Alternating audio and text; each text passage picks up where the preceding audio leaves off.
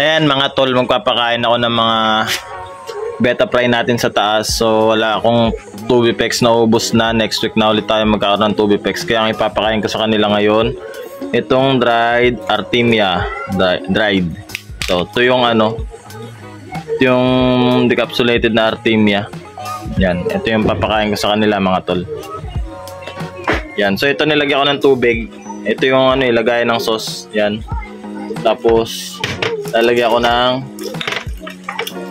3 scoop na itong Artemia dried. Yan.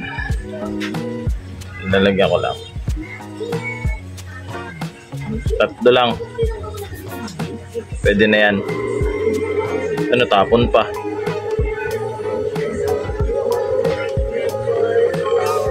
Yan, sayang itapon.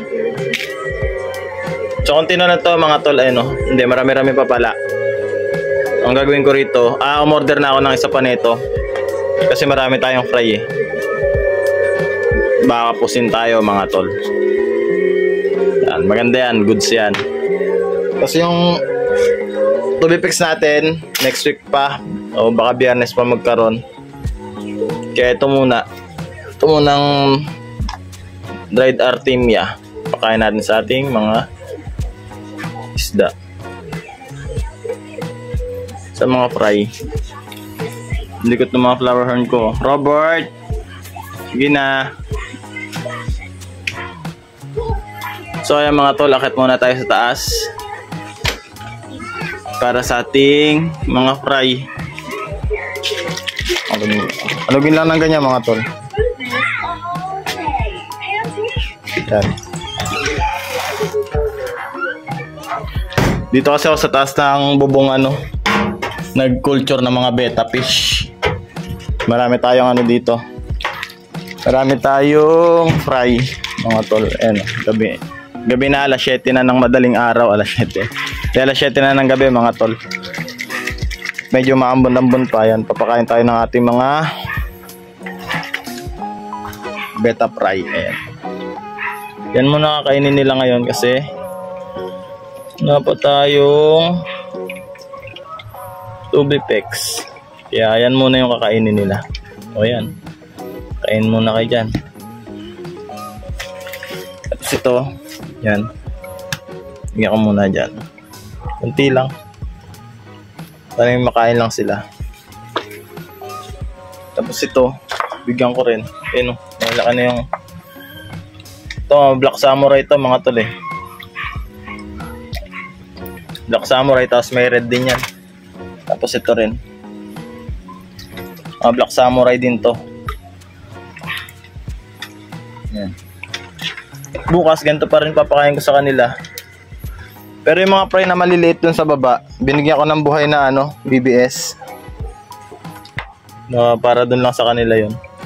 Para dun na lang muna sa kanila kasi mas kailangan nila yung ano, gumagalaw-galaw.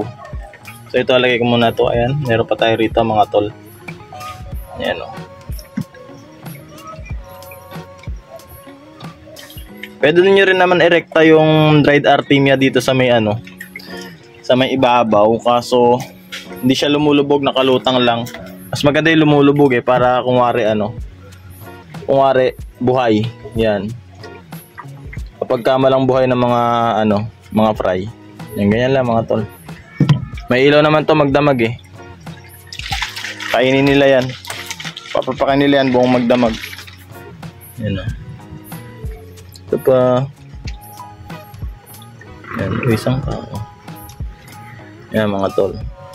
Pakain muna nila yan dyan.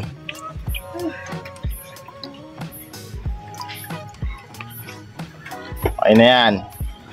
Goods na yan. Tapos, ito marami dito eh. Ayun o.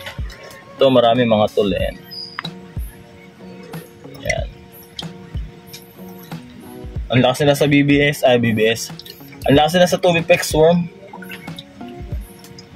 Pero ang bibilis naman lumaki ano. So kailangan ko makabili ulit. Siguro sa ano na, Friday o kaya Saturday. Kasi lingguhan dumating yung ano eh,